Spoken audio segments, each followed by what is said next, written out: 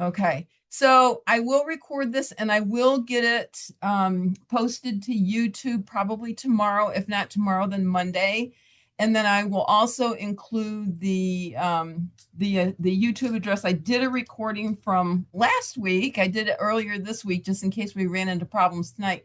I'll also include the link to that. So if anybody wants to go back and relook at these farther on down the line, that'll be available to you. So if you have the electronic copy of this, which everybody was encouraged to keep that, all of the links in the electronic form of the handbook should be working. There's one here that I'm aware of that is not working, but I'll point that out to you. Otherwise, all of the links should be working. If you have questions about continued admission or teacher certification, then you need to contact Miss Music. This links to the pages related to that information. This links directly to her email. Right now, we don't have anybody in the field experience in clinical teaching position, but we hope to have that filled probably within the next couple of weeks. If you have questions about certification testing, and this is just the Texas exams, this isn't any other testing that's available here at Tarleton. But if you have any questions related to the Texas exams and you contact me, this is going to link you to the actual pages for testing. So we'll go in and take a look at that. This is the main page. If you were to go up here, it's just certification testing. If you click that, and then this is where you would find the electronic copy of the handbook. It's this first one here, the elementary education, the year-long residence. So if you click that, that's the one that I'm going to be going through tonight. You have a little bit earlier version that I sent you. There are very minor changes. There's no big information changes. But in case you've misplaced it, then you know where to find it. Otherwise, all of the other information under here is registration information, register for the exams. When you fill out the request to test form, it's going to be under register for exams, but you've got a link that's going to take you to it. It'd be just right here. This would direct you to the form that you're going to fill out and submit to me by the end of the day tomorrow. And we're going to go over this. We'll go through this, but that's where you would find the form if you can't get the links to work. But I'm kind of getting a little bit ahead of myself here right now. So there's all the information. So as far as the introduction goes, the handbook covers two different processes. One is gaining initial test approval. And for the year-long residents, it's going to be your content area exam, the science of teaching reading. Most of you are going to have also the ESL. And do y'all do special education up there, Dr. Hill, or not? Okay, I'm not hearing anything.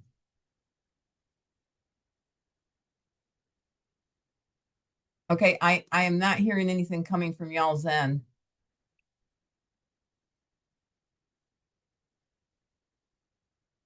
Oh dear.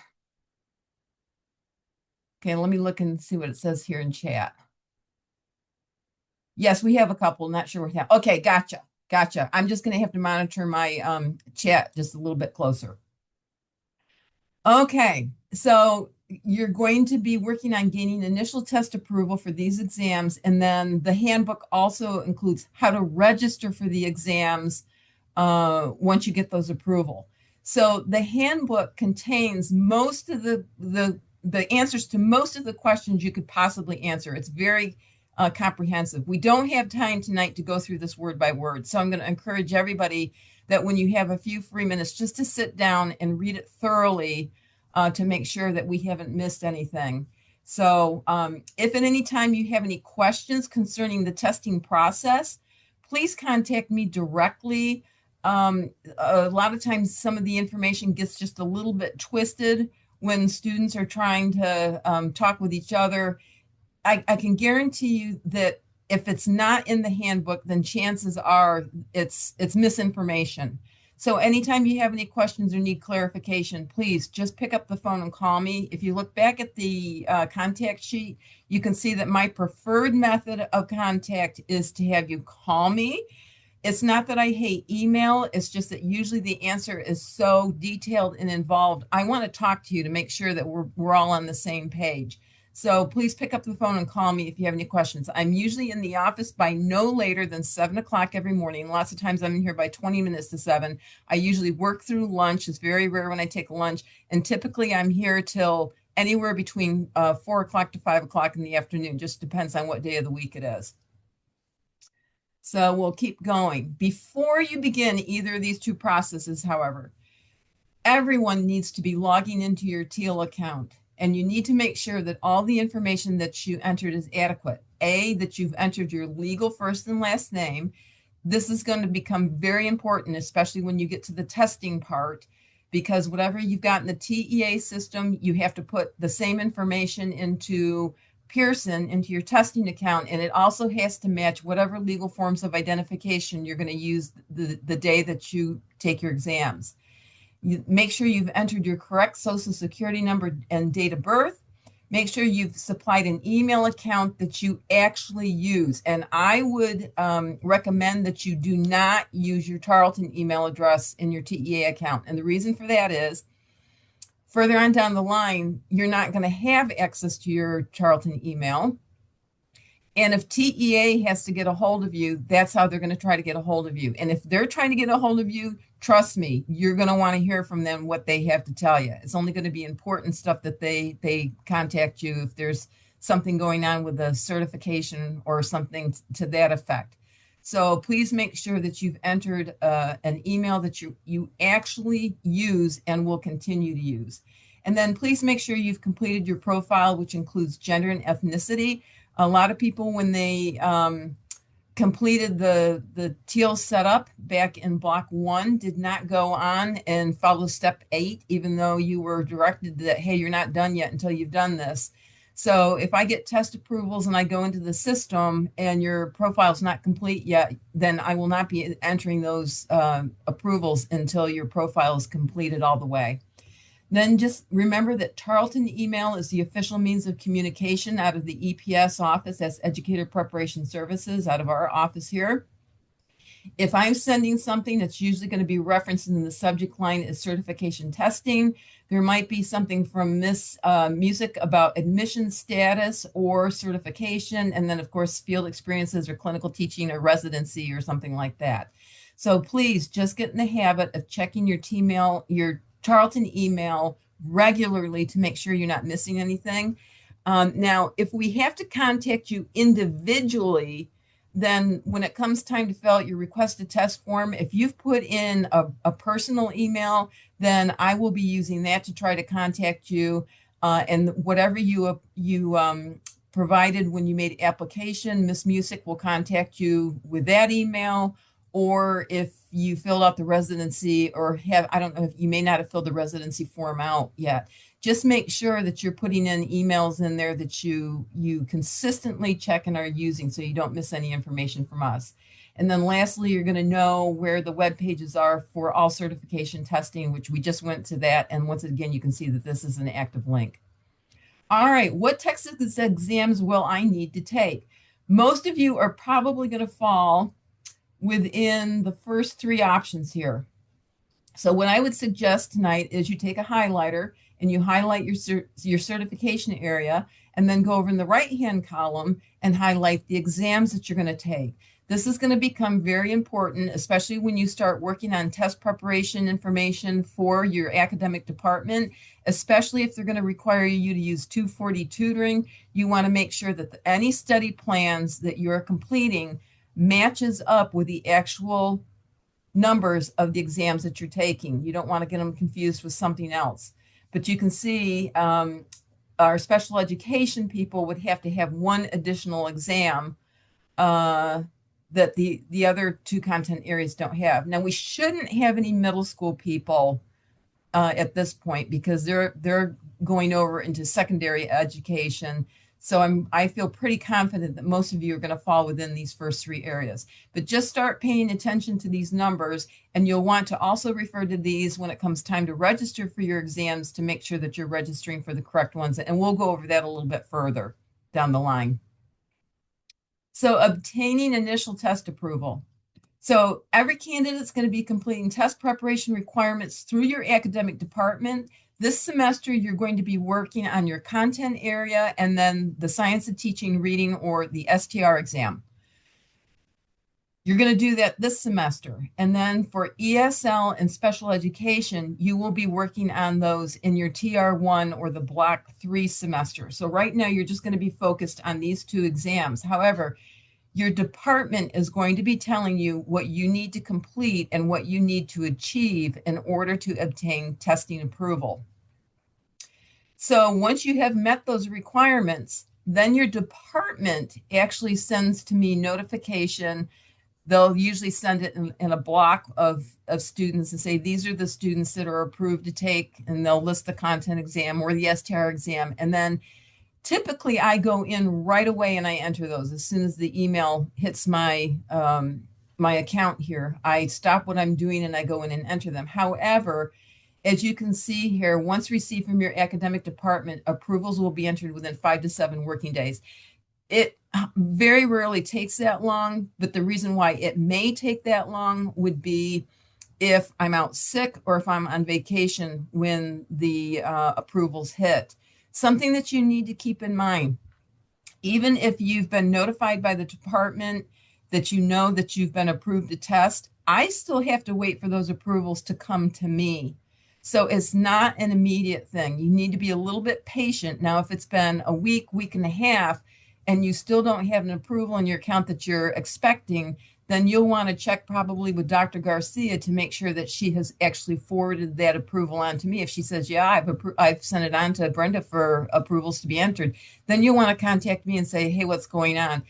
I'm going to be honest with you. I enter so many of these. Sometimes when I'm in the TEA system and I'm entering the approvals, once I put the approval in, I still have to hit a save button. And sometimes the save button is a little bit finicky. And I think that I've hit it and it didn't take. So occasionally there will be an exam or two that, well, I know I went in and I entered it. It just didn't get saved. So you'll want to contact me and find out what's going on. So submitting the initial request to test form. So you're going to do a completed request to test form. And I typically say at the conclusion of the testing talk, but by the time you get done with class tonight, it's probably going to be pretty late. So I don't expect that you're going to drive home and do this yet tonight. However, I would like to have it by the end of the day tomorrow. And I don't want to have to send out reminders that, hey, this is due and it's due now. So just put this in your planner or wherever you keep track of these things so that you know you need to get this submitted just as quickly as you can.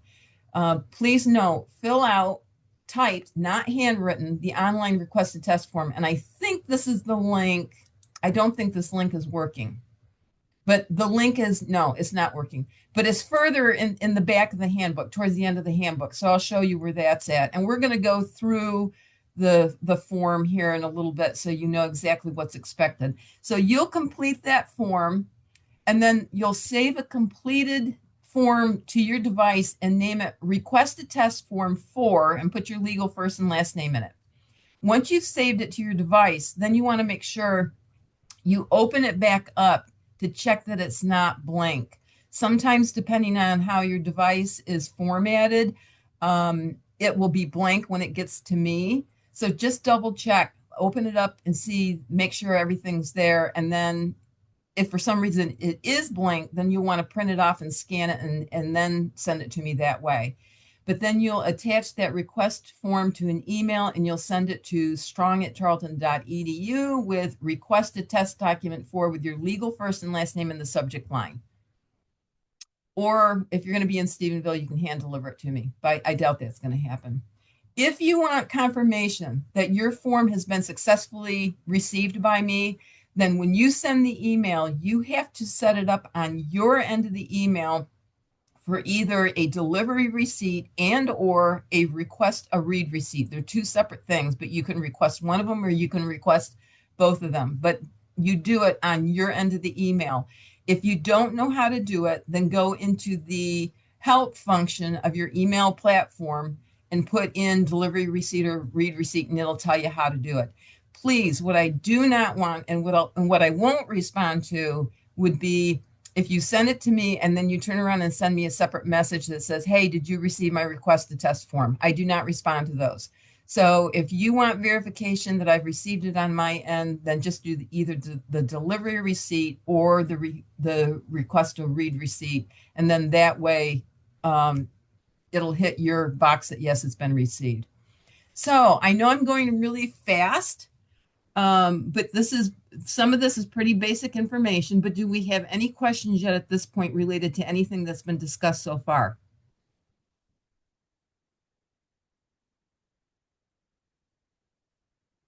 Okay, we're going to keep going then. Thank you. So let's go ahead and take a look at the request to test form. Please note, because I have been getting some handwritten forms, I do not accept those. So make sure that you've typed the form. And as you can see, this has the watermark through it that says sample form only, use fillable form found online. What has happened in the past is, yes, this is a fillable form in the PDF, but if you fill this out in the handbook and try sending it to me, it sends me the entire handbook. So please don't use this, but we're just going to use this for demonstration purposes. Under Part A, you're going to put in your legal first and last name. I get a lot of these with just a first name. I'm sorry, that doesn't help me. I need your first and last name. Put in the date. Then you're going to supply your Tarleton ID, your TEA ID. You're going to check the box for whichever campus you are, Fort Worth. Put in your permanent address where I can reach you if I have to. That'll be last resort if I have to mail something to you.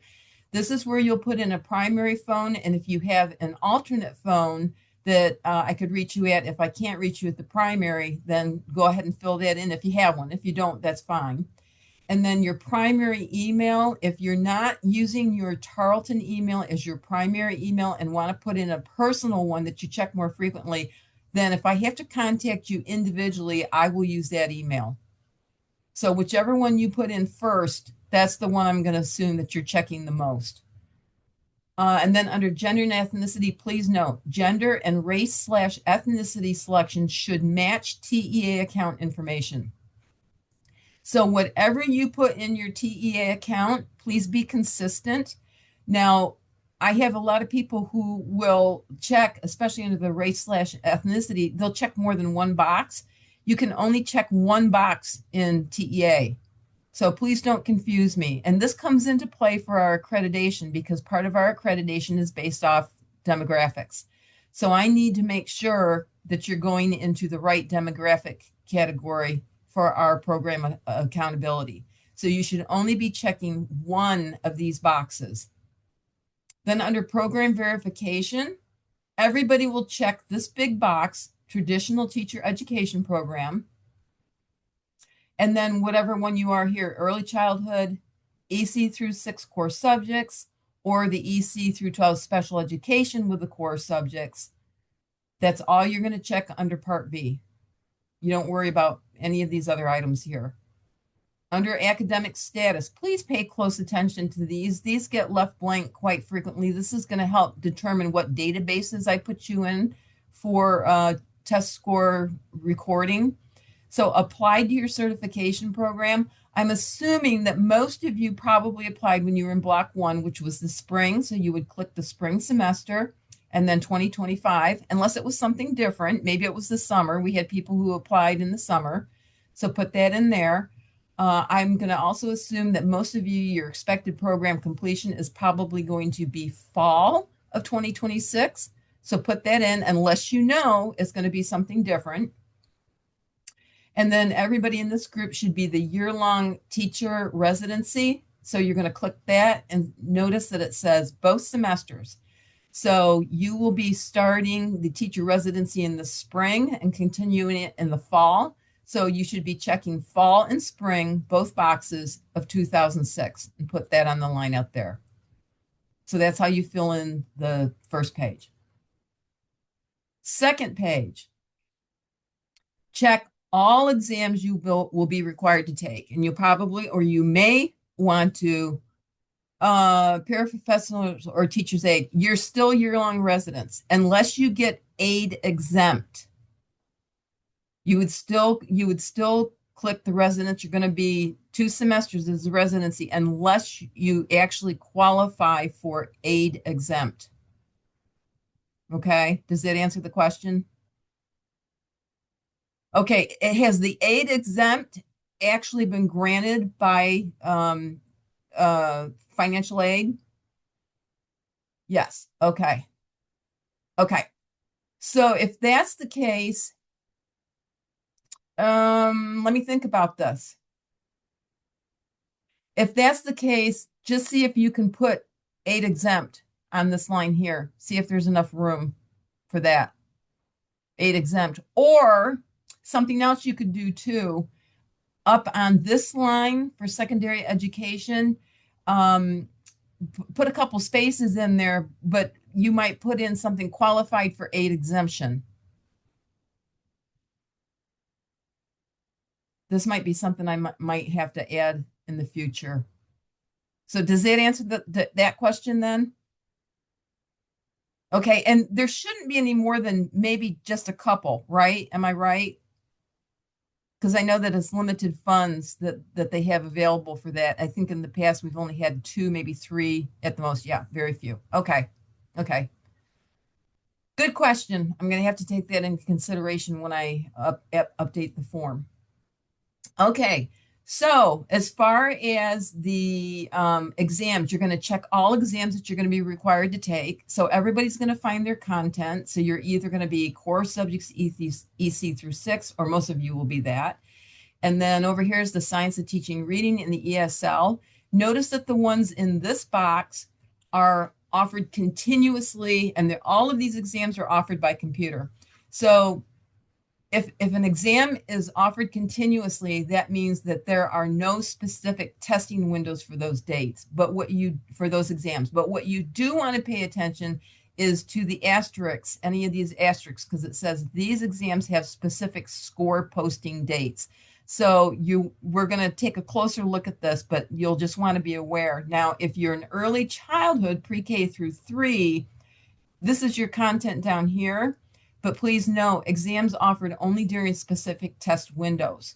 So they have very specific testing windows that exam is available, as well as specific score posting. And this is going to come into play when you have to have passing scores posted. But we're going to take a closer look at this. So everybody, if you're the core subjects, you're going to check this, science of teaching reading, ESL. If you're special education, you're also going to click this one. And if you're in early childhood, you would be clicking the early childhood plus the STR and ESL. That's all you're doing on this page. Okay, the third page are all the policies that govern the Texas certification exams. We're not going to go through this tonight. It would just take too much time. I do want to call in to your attention item number 3. That is, candidates may take only one exam per test administration date. We're not doing that to be punitive. What we have found in the past was people who tried to take more than one exam on the same day. Typically, we're not successful on both exams or either both of them. So in order to save you the headache and retesting further on down the line, you are limited to one exam per day. Before you sign this page, you need to make sure that you read through all these policies, because when you put your signature or when you fill in your name here on this page, you are attesting to, I have received, read, and understand the testing policies for Tarleton State University. By signing below, I agree to adhere to the above stated policies and understand that failure to do so may result in the issuance of a flag and/or ineligibility to complete the program in which I am enrolled. In other words, depending on the severity of the breach of the policy, you may be dismissed from the program. So please make sure you read this thoroughly before you put your name on this. And then the last page is the FERPA consent to release testing records. This is what we do with the exams. So you just put your name on this. This is a page that's required by TEA. You'd put your first and last name on this line, read through this so that you understand, and then you're going to enter your signature here as well as the date. And yes, you've already supplied this to me on the first page, but TEA requires that. So you're going to have to put this information in again. I think what I want to reiterate on this is a lot of times on the first page, the TEA ID number gets left off. And I think it's because people just don't go farther enough over to the right. So make sure you're filling it in as required here and on that fourth page. So any questions about the request to test form? This is what I want to have by the close of the day tomorrow. So when I leave tomorrow afternoon, I want everybody to have submitted this completed form. All right. Great. Thank you very much. If you use 240 tutoring, and at this point, I'm not sure how the department sets it up. I think you do a representative practice exam first, and then that's going to determine whether you go on to 240 tutoring. It might also depend if you're working on your content or if you're working on the STR.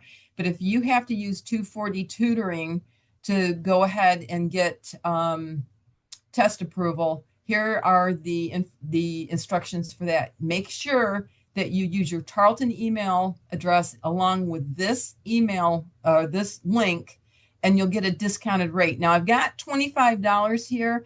I'm not sure that they have not raised this, so don't hold me to it. You might put a notation on your paper form that you ran off there that it could be higher, but it gives you access to all available study plans at a month, whatever the monthly rate is. I'm hoping that it's still 25. I probably need to check into this. Somebody just recently mentioned that they thought it had gone up to 30. So that quite could be possible. But this walks you through the different steps that you do in 240 tutoring. What I do want to call to your attention is item number 4. They give you 3 attempts at a practice exam. So let's say the department has said, yes, you've got to complete 240 tutoring for the STR. And you go in and you have to complete study plans, flashcards, and quizzes in order to be released to go in to take the practice exams. If for some reason within those 3 practice exams, you haven't achieved the requirements that the department is going to say you have to have, then you would need to contact 240 Tutoring in an email, and this is where you would email them. And then you would ask them to please delete and I've used ESL as a example here, but it could be ESL, it could be your content, it could be STR. And you ask them to delete the plan. I cannot do that. They have to do it for you. Now, keep in mind that if for some reason you time out on those 3 attempts that are available and don't achieve what you need, when you contact 240 Tutoring and ask them to delete the study plan, they are deleting the entire plan. They're not just deleting the practice exams, they are deleting the entire exam, which means once they delete it, you'd have to go in and start all over again from the very beginning. So my word of caution to you is if you are depending on 240 Tutoring to get exam approvals, make sure you are using the program in the manner in which it is intended. They have a guarantee with their program that if you've used it the correct way and if you pass and don't pass the exams, then they will refund you. I don't know if it's your entire amount or if it's just a portion of the amount. But if this plan is used in the manner in which it is intended, it's very effective. Now, if you're just using it to go in and you're just blowing through it to get test approval, then you're shortchanging yourself. So I just want to caution you on that there really are no shortcuts to this. You can take shortcuts, but chances are it's going to show on the back end when it comes to time to take the actual exams. So that's just a word of caution about making sure you're using this properly. And then important, subscriptions auto-renew on the same day each month. It's up to you to cancel or reactivate your account as necessary. You can stop it. You can go in and stop it. And then if you need it later on, you can go back in and you can pick it back up. Otherwise, it will charge to your account every month, whatever that discounted rate is, whether it's the 25 or whether it's 30. Okay, so the flagging procedure, I mentioned that earlier as far as if you register for 2 exams on the same day, that would be a reason why I would issue a flag. I record registrations once a week, and if I go in and if I see somebody has registered for 2 exams in the same day, number one, you're going to get a telephone call from me, and I absolutely hate making those telephone calls. But number two, I'm going to issue a flag. And this is cautionary to help protect you as far as not taking two exams in the same day. Now, the system will let you register to take one in the morning and one in the afternoon, or one in the morning and one in the evening, depending on where you want to test. But we don't want you doing that because these exams are going to wear you out.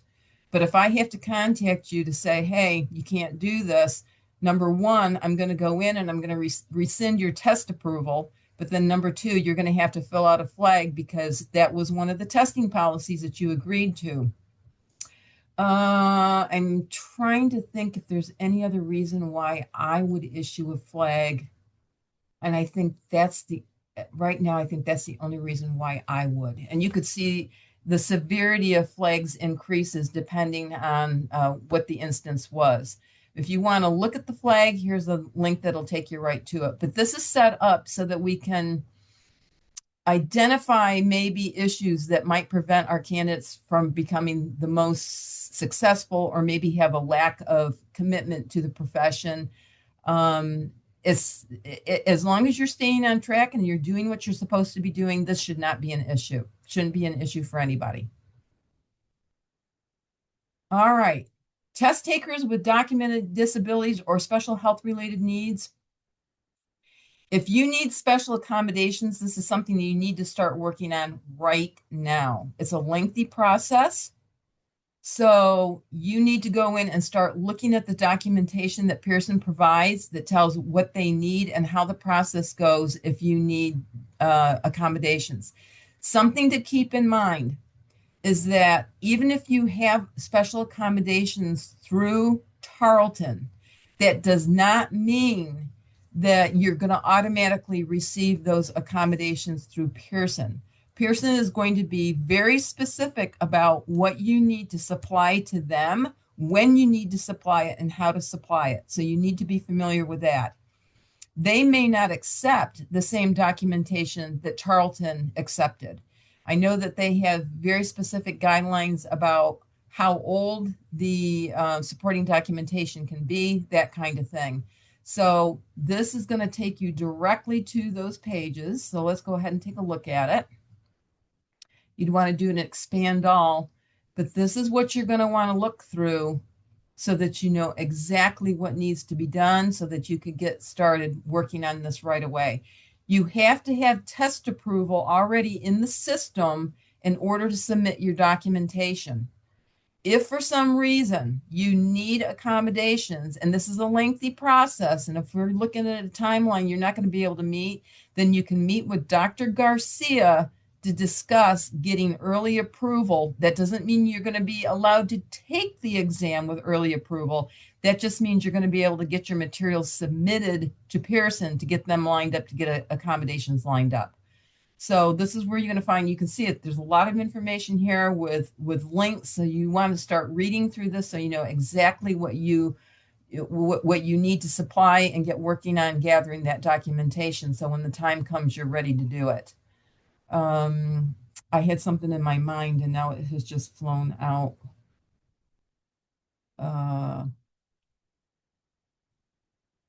Sorry, maybe it'll come to me as we keep talking here. Are there any questions about this? And am I moving too quickly for y'all?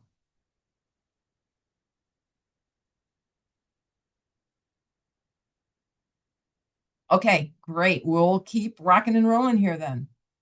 Okay, registering for the Texas exams once those approvals have been entered.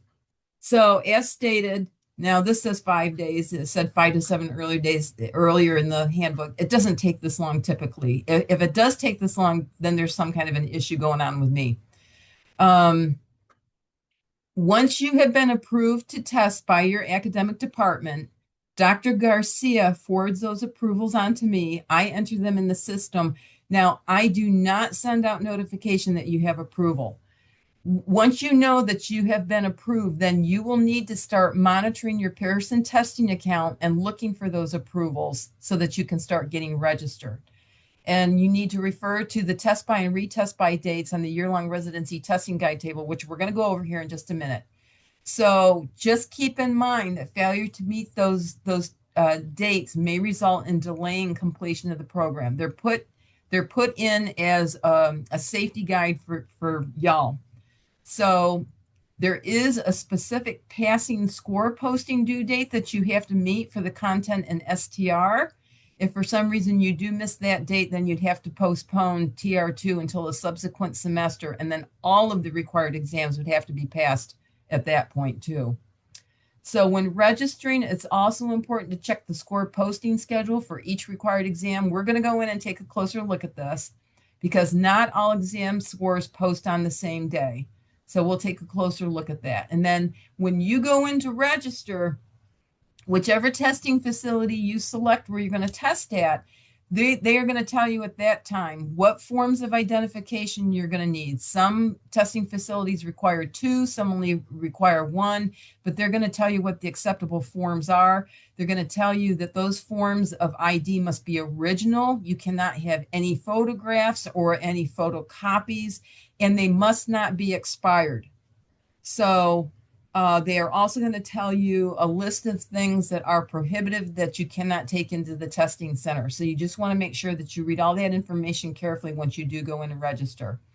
And then I don't think with any of these exams you need any special tools like calculator or anything like that. I don't think that's going to apply to any of these exams. But when you go in and start looking at the test preparation materials, if it does indicate that you need to know, you need to use something special, which they will provide, like if they require, for example, if they require a calculator for the math portion of the core subjects, it'll be online, but you would want to go in ahead of time to know how to work that. And then once again, the safest rule of thumb is to familiarize yourself with all Pearson provided materials for each exam. Let's go ahead. We'll do that after we've looked at this. Let's look at this first. So you will be a spring residency start. So you will be following the blue column. You might want to put a star or something up here at the top. So you can see in this left-hand column, the due date for initial test approvals for the content area and STR exams. They're due while you're in block 2. This says recommended by, but you need to have these because then you've got some test by dates that you should be meeting. And the reason why these dates have been established is to keep you on track. You'll want to test by these dates. And then if you need a retest by date, there's more dates that are established. You'll want to pay attention to these red asterisks. You want to pay attention to if you need a retest, contact academic department for mandatory remediation session dates. There may or may not be sessions that are scheduled that you're going to be required to take in order to get retest approval. Something you'll probably want to mark is passing score posting due dates for the content area and STR exams. You must have passing scores for these 2 exams posted by no later than August 1st before the start of TR2. If for some reason you don't have a passing score for either exam by August 1st, then you will have to delay TR2 until a subsequent semester when you do have those exams passed. And then at the same time, you're also going to have ESL, and if you're special education, you'll have to have those passed as well to go into TR2. For the ESL and special education, you will be working on those in block 3. So you will be getting test approval in the next block for those 2 exams, but you'll notate that you have recommended test by dates and then retest by dates. And once again, contact your academic department for mandatory remediation sessions if you need a retest. Now, passing scores have to be posted for all exams, including the ESL and special education. We're not requiring that you have them passed to start TR2, but if you do not have them passed by the end of the semester, your TR2 semester, it's going to delay certification recommendation. You will not be eligible for certification recommendation until all exams have been passed. If for some reason you do miss these dates, then please note the asterisks here. Students who have not tested or retested by the established dates will be placed on a student success plan by their academic department. So the best rule of thumb is to meet these dates. And these were put in place because we had people who were delaying testing so late that they weren't meeting the posting score due date and they were having to delay. So we kind of put these in as guardrails to be able to follow to help you be successful in staying on track with the program. And then you can see down here that candidates are responsible for contacting their academic department or faculty member concerning mandatory remediation sessions for retest approvals. Once again, failure to meet the passing score, posting due date for content in STR will result in ineligibility to advance to TR2 the following semester. There have been absolutely no exceptions to the passing score posting dates on these exams. So we're going to take a closer look when we go into Pearson when it comes time to when you can test and still meet the passing score deadline. So we'll take a closer look at that. So you're not going to receive separate notification of the entered test approvals. You just have to monitor your Pearson account. This is basically just repeat information, but it's in here again so that you are familiar with it and you know exactly what the expectations are. If you do not know who you're assigned to for your faculty mentor, then you need to contact curriculum and instruction. I don't have those assignments, so I can't tell you who your faculty mentor is. And then keep in mind that passing of exams does not certify you as a teacher. Candidates are not eligible for teacher certification recommendation until you have completed the program, which includes all coursework has been completed and passed. You've had a successful clinical experience, you've graduated, and your degree has posted in the system. And for residents, you're going to have to go in the residency past the typical end of the semester. So it used to be before the residency came in place, you only had to be out in the field until the last day of classes here at Tarleton. Now you have to be out there in the field.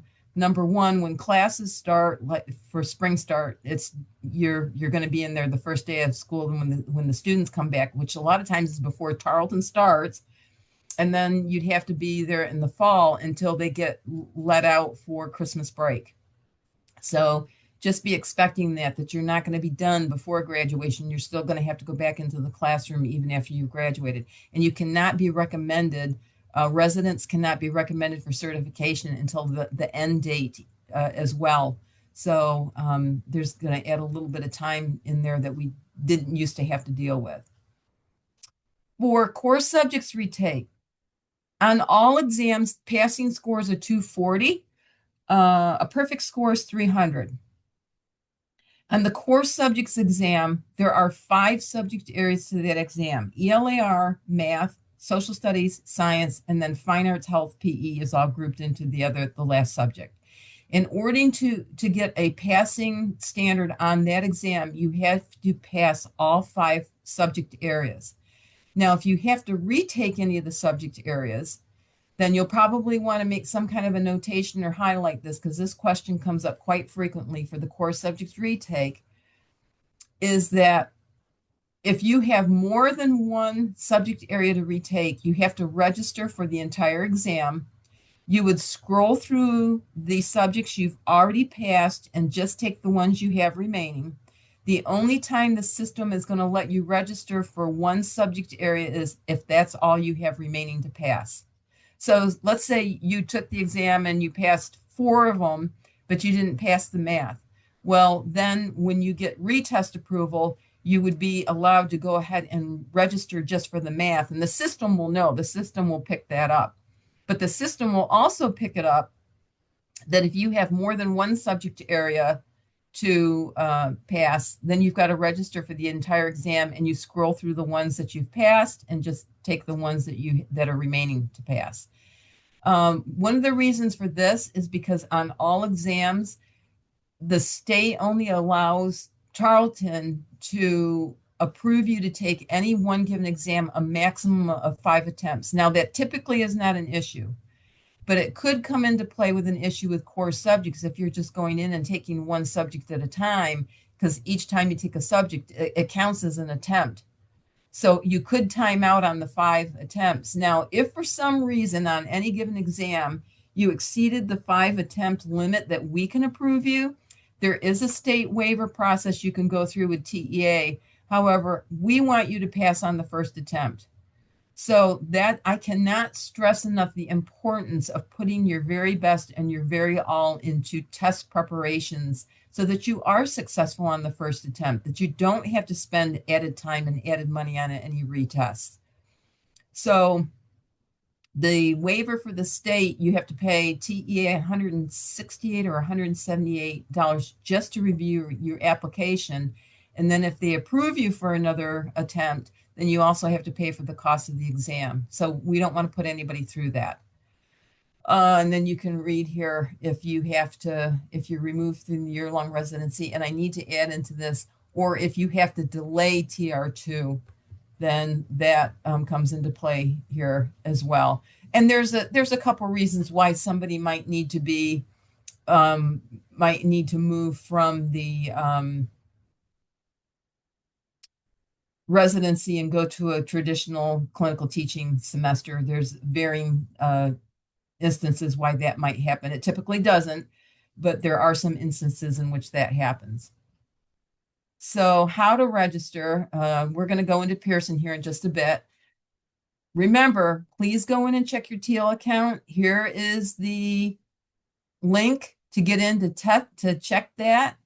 Once again, it's advisable you do not use your Tarleton email. I think when you set up your account last semester, the indication was not to use your Tarleton email, but if you did, you'll want to get that changed.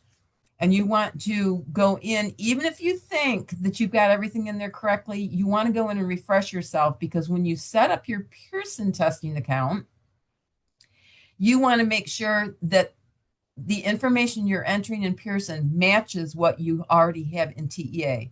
I put approvals into the TEA account, but you're registering in your Pearson account, and those two accounts have to be able to talk to each other.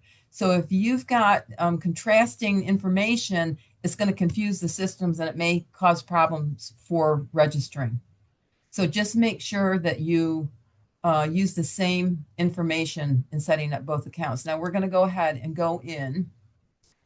This is a pretty self-explanatory website. It doesn't say Pearson, but the testing company is Pearson. It's very user-friendly. You can see that in the upper right-hand corner, this is going to be on every page. There's going to be the Contact Us. Anytime you're in here, you want to make sure you're always clicking on the tab that says Texas. So we can expand all. If you have problems with this site, I'm sorry that I can't help you. I cannot get in and see what you're seeing when it comes time to register. So if you do have any problems, you'll want to contact them. But you can email them, you can call them, they give the hours. Sometimes there's live chat available. You'll see this little sign down in the corner. Obviously, there's nobody chatting tonight, but lots of times they do have live chat available. There's these different ways to contact them, and then other information in here as well. But as far as getting your account set up, you would go to register. You're always going to click on Texas, register now. If you already have an account set up, you would just put in your information and sign in. But if you don't have an account set up, this says create account now. And this is as far as I'm going to be able to get, but you're going to start setting all up your password and email address and all this initial information, and then you'll go in and set up the rest of your account. And that's where you want to make sure that what you have in TEA is going to match what you're putting in here. This is where you would go into register. Once you go into register, it's going to list the exams that you're approved for. Now, let's take a closer look at these exams, because there's a word of caution here. You want to make sure you're always clicking on Texas. And you want to make sure that the exam code matches the exam codes that's on the page that we looked at there towards the beginning, because these are the ones that you want. And these should be the ones you will have approval for those as they get sent to me. What you do not want to get confused with is the PACT exams. And I'll show you where that's going to come into issue. But let's look at, I think everybody has to have the STR. So let's take a look at the Science of Teaching Reading. This is just going to tell you about the exam. It tells you that the exam is $136. What they don't tell you is that there's a use fee tacked onto this. So when I give out preliminary information, I just say the Science of Teaching Reading is $140. So this is also going to tell you that the score reporting is going to be available by 10 p.m. on the day of the score reports. And then you can look at the score report dates here.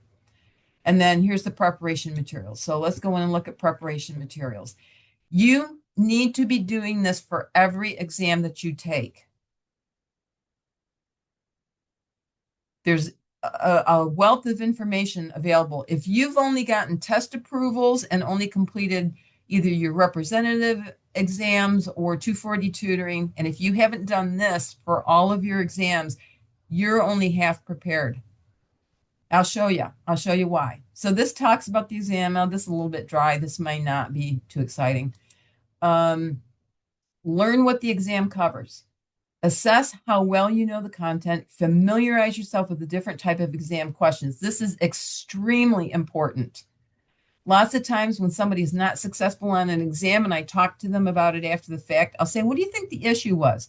Do you think it was you didn't know the content, or and lots of times I hear, I didn't know how to approach the question.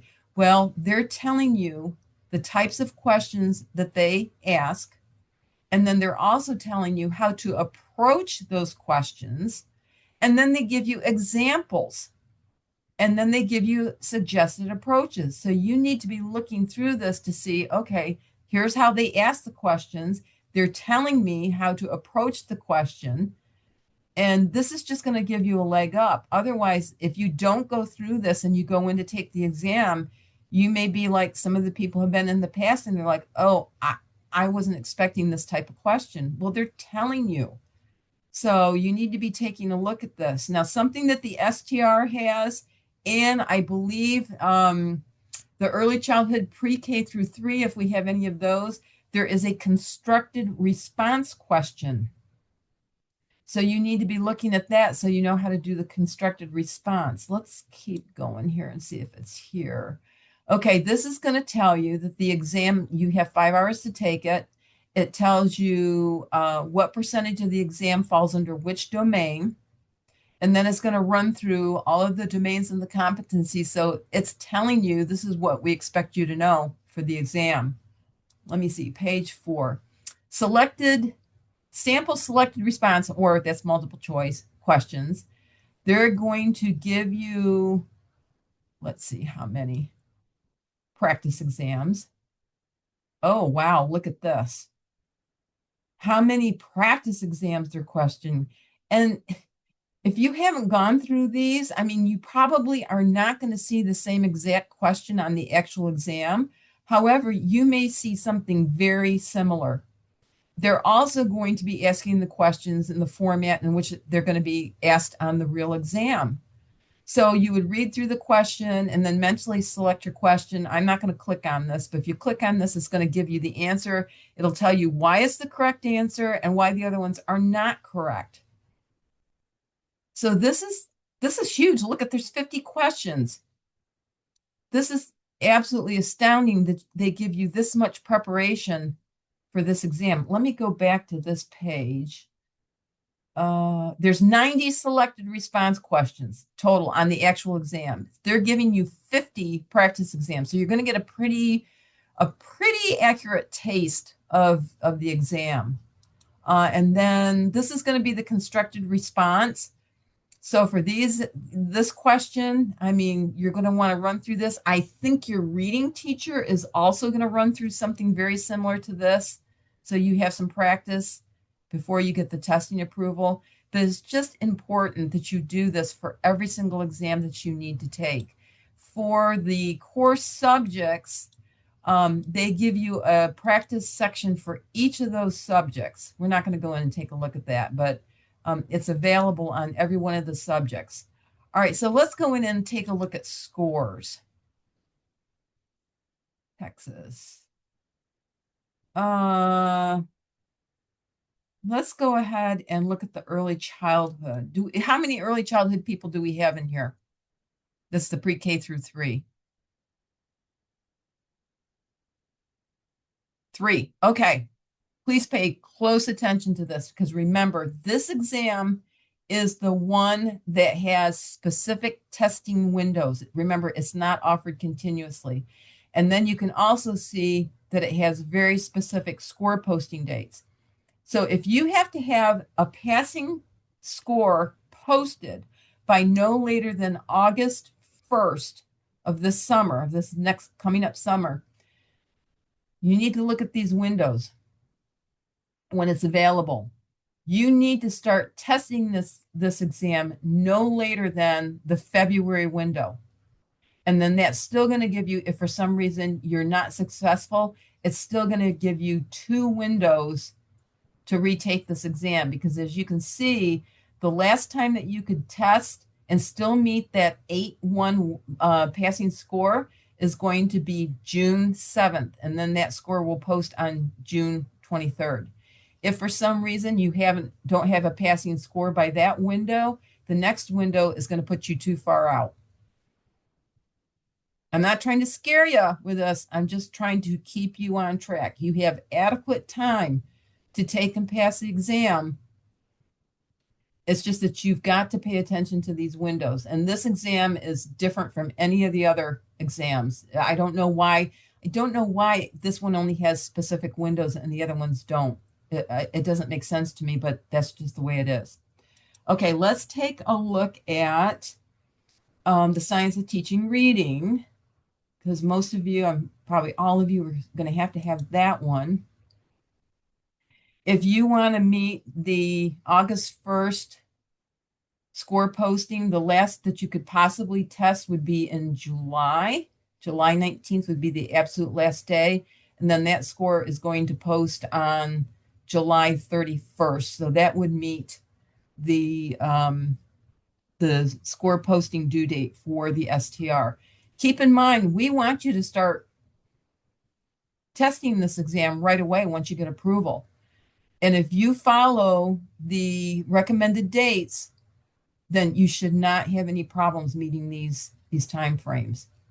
All right, let's go in and look at course subjects, because that one is also offered continuously, and that one has more frequent, let me see, course subjects, EC through 6, has even more frequent score posting dates.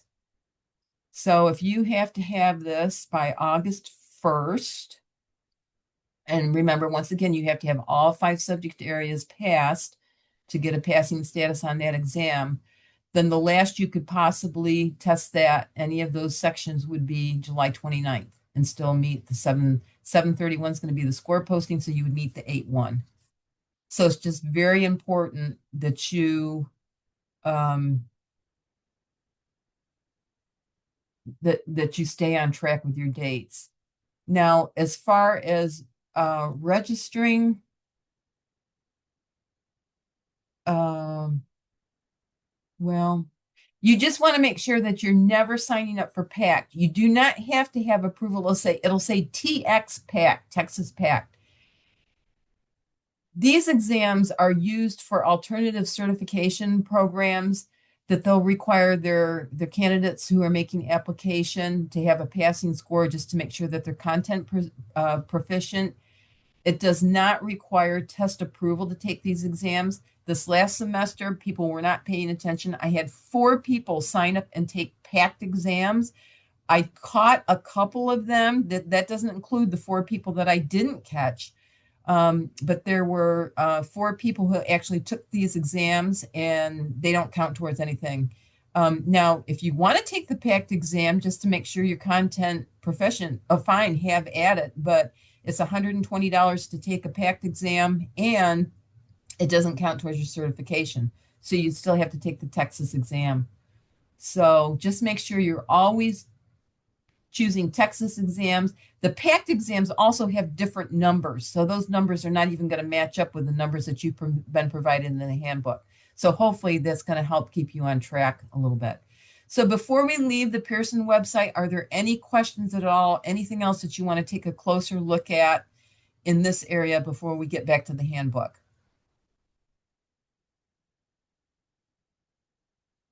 And tell me if I'm moving too quickly. Do I need to slow down at all, or are we good on the pace?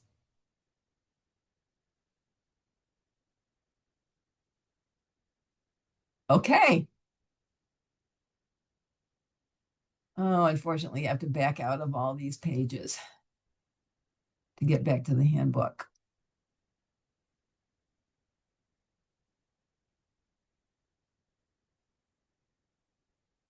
Okay. Something I don't know as if we've gotten to yet either is the state requirement. This is not a Charlton requirement. It's the state requirement that if you need a retest, there's a 30-day wait period in there. Now, all that 30 days means is if you need a retest, when you get test approval to retake the exam, the system is not going to allow you to select a date that was sooner than 30 days since your last attempt. Now, you don't have to look at a calendar and count out all the dates. The system is automatically, if you choose a date that was sooner than 30 days since your last attempt, then the system's going to know and it's going to say, nope, you can't test then. However, you do not want to wait 30 days to start the retest process. As soon as you get a score and you didn't get that 240 or better, you know you're going to have to retest. So you need to jump on that right away so that you can test again, so that you're ready to get approval and you can retest again after the 30 days are up, so that you can stay on target with those guardrail retest by dates. All right, as far as certification exam reimbursement program, this is something that the president just set up. I think this last fall semester was the first semester that this went into attempt. If you pass all of your required exams, so for our EC pre-K through 3, that's 3 exams. For our EC through 6 core subjects, that's 3 exams. For the SPED people, that's 4 exams. If you pass all of your exams on the first attempt, you are eligible for reimbursement of the expense of your exams. That's only if you pass all of them on the first attempt.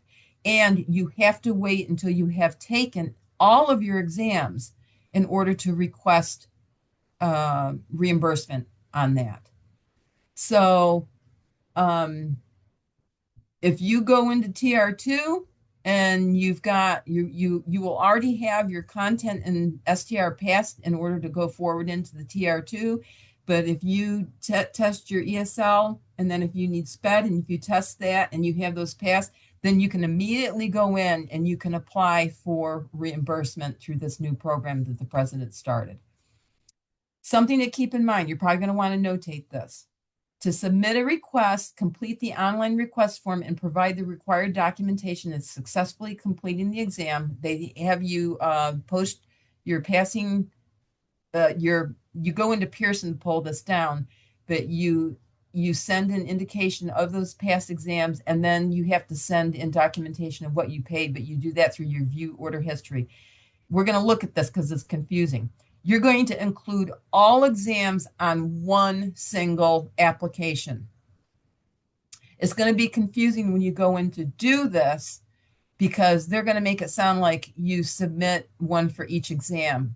But a lot of the ones that they're reimbursing in other programs, they only have one exam. So they didn't want to confuse those people. So we're going to confuse us instead. So let's take a look at this. If you go into the application, I'll show you what I mean about how this gets to be confusing. This is going to complete the online request form. So when you complete this, you're only going to complete one. So you're going to fill in this information, but then it says here, please list the name of the exam that was taken and is required for your major career. This is where you're going to list all of your exams. So it's either going to be 3 exams or 4 exams if you pass them all on the first attempt. So you're only going to be sending in one application, and then you're going to put the total amount of the exams, but you're also going to download that out of Pearson and attach it to this. So hopefully, and this is where you're going to be putting the proof of passing your exams on the first attempt, and you can pull that out of Pearson as well. Your name has to be showing on these. So make sure it's not screenshots. Don't take screenshots, because if your name is not showing, then you're going to be asked to resubmit. So just make note of that on your handbook, that you're going to list them all on one. All right, now also keep in mind that these reimbursements are processed by business services and may take up to 2 months or even longer to complete. EPS has no control over the processing time, so please be patient with this. Here's the path that this travels. You submit the application through scholarship. Scholarships passes on to the president's office. The president's office sends these to me once a month, either at the end of the month or the beginning of the following month, for verification. I turn around and verify them. I send them back to the president's office, and then the president's office sends them on to business services. So it's not really a smooth moving machine at this point. So you just have to be patient with us. Please do not contact me asking when you can expect reimbursement. I have no idea. I can tell you whether I have received the file for approval and whether that approval has been forwarded on to them. But once it's out of my hands, I can't tell you when to expect. So just be patient. Be patient with the whole process. So any questions about this at all?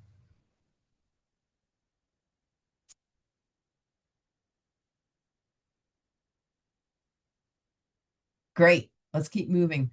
Okay, this section, we're not going to go over this. I'm just going to point this out to you that anytime you need to retest, this is what you need to refer to immediately, as well as getting in contact with your mentor, your faculty mentor. If you need on the first request to retest, this lays out the requirements. If it comes time for a second request to retest, then they increase, the requirements increase. And then if you need a third or fourth request to retest, the requirements will increase again. Keep in mind that the department may change these at any time. They may require something additional, something more. They may change something up. But right now, this is the information that I have that we're going by what to expect on a remediation for any retakes. I think they're taking a closer look at this. I think they're going to be making some changes. Whether they go into effect with this group or not, I really don't know. But if they do change the plan, then you'll just have to do what they require. And these links are all working links. So this will take you to everything that's posted on the testing website. All right, I get asked frequently what other resources are available for test preparation.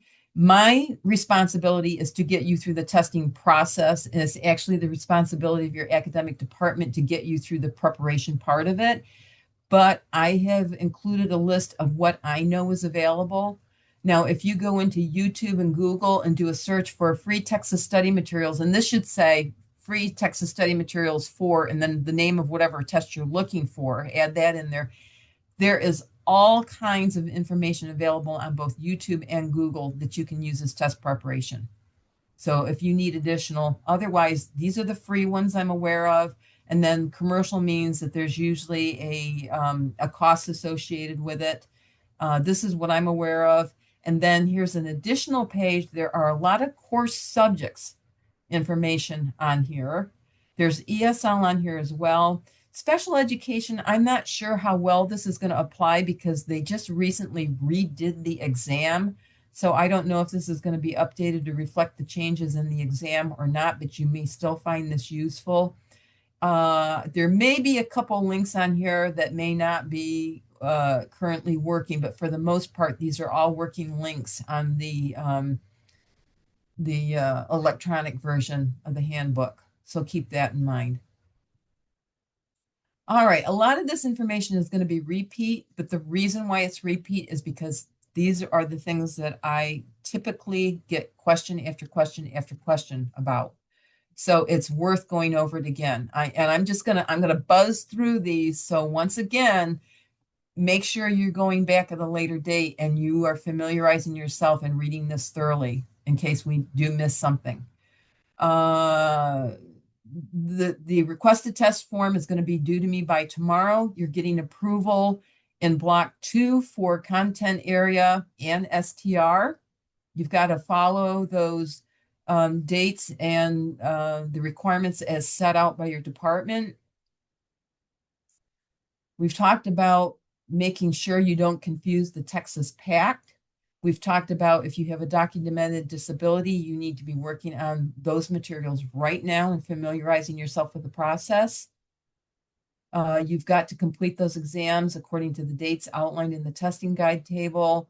The cost of most of these exams is $120. Now they're going to say $116 when you go into register, but they're not including the use fee that they put on there. So core subjects, ESL is going to be, and yeah, core subjects and ESL are going to be $120. The early childhood pre-K through 3, the SPED, and the STR are going to be $140. And that applies to the retakes. We've talked about only taking one exam per calendar day. We've talked about your score reports. Now, it's said online in the Pearson site that you will have your scores by 10 p.m. of the score posting date. You usually have them a little bit sooner, but I think they guarantee that you'll have them by 10 o'clock. You do not need to submit your Texas scores to me. Please highlight this. I get your scores before you do. I'll have them by 8 or 9 o'clock the morning of the score posting date. And then I automatically go into my records and start recording score postings. So please do not send them to me. I don't need them. I will already have them. The programs automatically give them. You may want to download copies of your test scores report for your personal records. I think you also have to supply those on retake. So you want to make sure that you go in and download those, but they don't come to me. They go through your department when it comes time to look at what you need for remediation for a retest. We talked about the 30 days. You just can't test before 30 days, but you need to start that retest process right away. We've talked about the additional requirements to retest. We talked about the 5 attempts that Tarleton can approve you for. Keep in mind that the vast majority of our candidates are able to pass all exams with minimal attempts. We've talked about the importance of going in and making sure that your profile is complete and that it's accurate in TEA. Once again, if I get a test approval and I go in to enter it, if there's gender and ethnicity missing, then approvals will not be entered until that's been fixed. Make sure that the legal identification documents that you're going to use are originals and are not expired. The day of the exam, when you go to the testing center, whichever you choose, then if for some reason, keep in mind the first and last name do not match what's in your Pearson and TEA account. By state law, they have to turn you away. They're not looking at your middle name. They're not looking at your address. They're only looking at your first and middle name. And if the documentation is expired by state law, they have to turn you away. So keep all those things in mind. You can test anywhere your little heart desires, whatever testing location is most convenient for you. The sooner you get registered to test, the better chance you're going to have of getting the date and location. When it comes time for disability accommodations, keep in mind that not all testing centers are approved to offer all accommodations. So depending on what the accommodation is, there may be very specific testing locations that are approved. So you want to make sure you take a close look at that too, and that doesn't come as a surprise. If you come back with that notification from Pearson that says, yes, you're approved and now you can start registering, you're going to have to choose one of the sites that actually has approval for that accommodation. We talked about your TEA, or your Tarleton email being the official means of communication when we send it out to a group. So please just get in the habit of checking that email on a regular basis. Make sure you know what is forbidden, restricted to take into the testing center. It's your responsibility to make sure you pay attention to that information when you register. We've talked about laying out, if for any reason something comes up, and it might be an illness, that might be a death in the family. There's a variety of reasons why you need to lay out. You need to make sure that you're keeping EPS informed, as well as your field supervisor and your department, so that we can make any adjustments on our end that we need to make. We talked about passing the exams does not certify you as a teacher. When it comes time to graduate and you get your diploma, your teaching certificates are not listed on the diploma, just your academic major.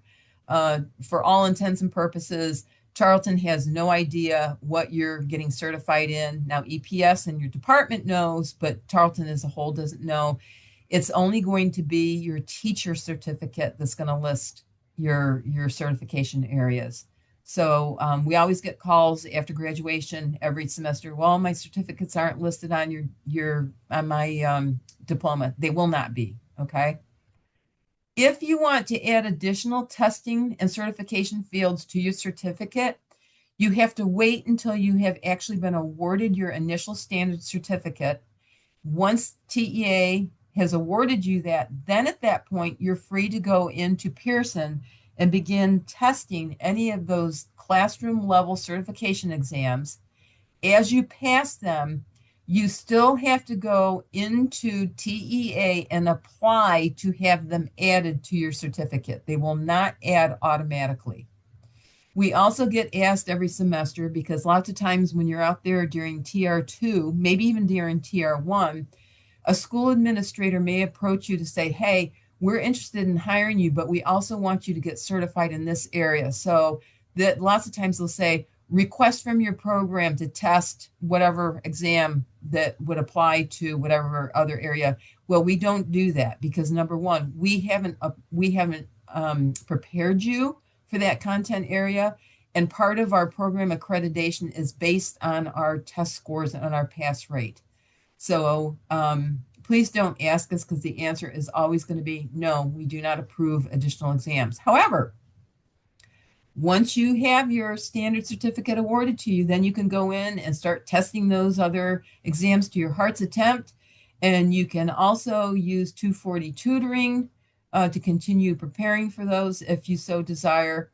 So just keep in mind that you have to apply to have any of those additional ones added to your certificate. Applying for the Dennis P. McCabe Scholarship. This is something that I would think all of you would want to take a look at, a closer look at. You have to have a scholarship application on file, and then you have to specifically apply for this. You can be awarded this for both your TR1 and your TR2. I've been told that every semester money gets left on the table because not enough people are applying for this. There are 4 different qualifiers. I've also been told as long as you meet one of those qualifiers, there's almost a 100% award rate for this exam. If you have any questions about exam approvals you currently have, check your Pearson account. If for some reason you're expecting one and it's not there, in a week or a week and a half or so has passed and it's still not there, then contact me or start with Dr. Garcia to see if that's even been forwarded to me first. You should be able to go into your Pearson account at any given time to see what approvals have been entered. So check that first before saying, hey, do I have approval? Check your account first to see if they're there. And then once again, if you have questions, call me. Call me. I want to make sure that we're all on the same page. This is where you can go for the testing information on the web page. I cannot stress enough the importance that you continue test preparation right up until the time that you test, and that you take your test preparation seriously. Because I'm going to be honest, a lot of the responsibility of test preparation is on your shoulders. You cannot place that entire burden on the department. You have to be responsible for your preparation as well.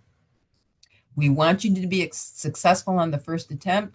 We want you to be able to qualify for your exam reimbursement, the cost reimbursement. We don't want you to have to spend extra time and extra money on retests. So please just take that seriously and put your all into it. Here's the page that includes all of the direct links. So this is where you would go for the request to test form, because this is a working link here. So to fill this one out, Remember, this is the one that's going to be due by the end of the day tomorrow.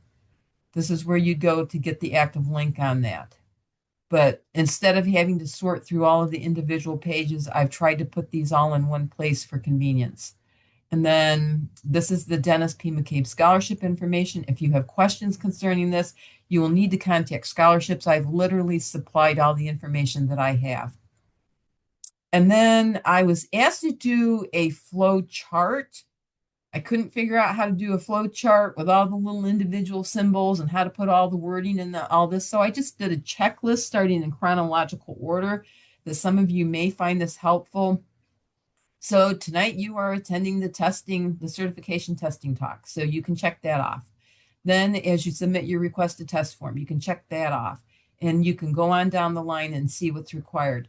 The only thing that I did not include on this was making sure that you had responded to the acknowledgement for the certification handbook. So if you haven't done that already, make sure you back up and do that as well. But otherwise, this walks you through the process step by step.